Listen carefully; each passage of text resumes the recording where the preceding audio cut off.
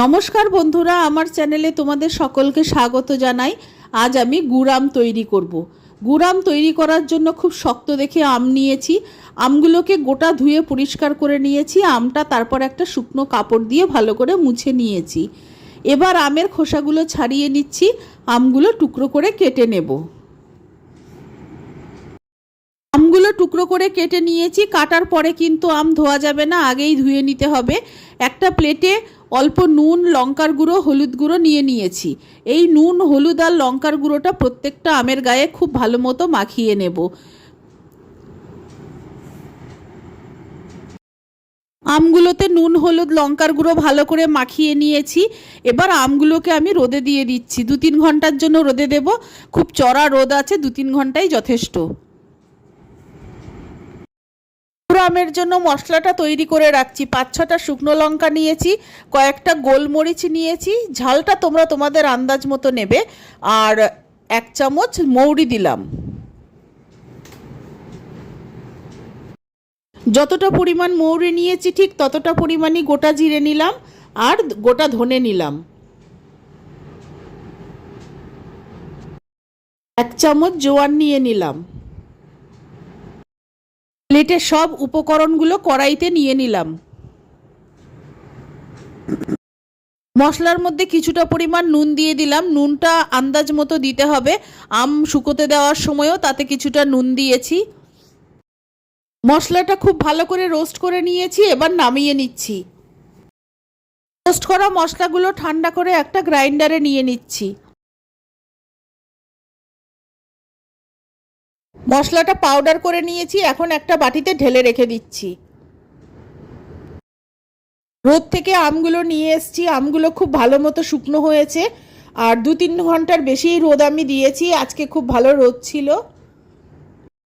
কড়াইতে 2 চামচ সর্ষের তেল গরম করে নিয়েছি। কিছুটা 5 ফোড়ন দিয়ে দিলাম কড়াইতে। ফোড়নটা আমি ভেজে নেব।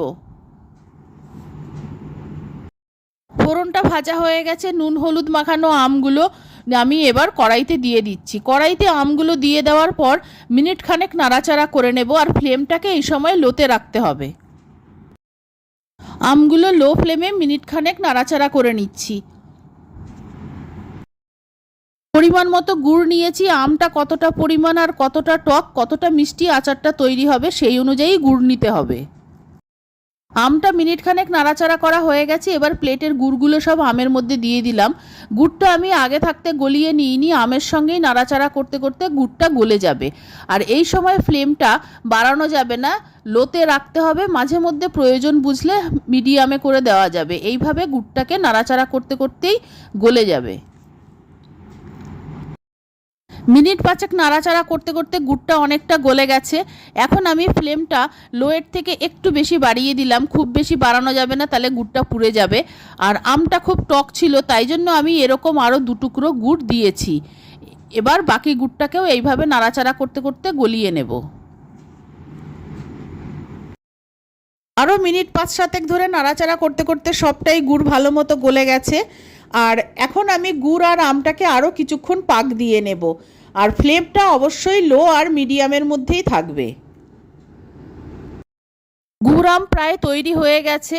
গ্যাসের ফ্লেমটা লো টু মিডিয়ামের মধ্যে রেখেই অনবরত নাড়াচাড়া করতে থাকতে হবে, কারণ গুড়টা যাতে পুড়ে না যায় সেটা খেয়াল রাখতে হবে। গুড়টা পুড়ে গেলে গুড় আম ভালো হবে না। আর এখন আমি মশলাটা যে তৈরি করে রেখেছিলাম সেই মশলাটা মিশিয়ে দেব। গুড় আমের জন্য তৈরি করে রাখা রোস্ট করা মশলাটা থেকে আমি 4 চামচ মশলা নিয়েছি। মশলাটা আমি গুড় আমের ওপর ছড়িয়ে দিলাম। এবার খুন্তি দিয়ে মশলাটা নাড়াচাড়া করে আমি পুরো গুড় আমের সঙ্গে ভালো করে মিশিয়ে দেব।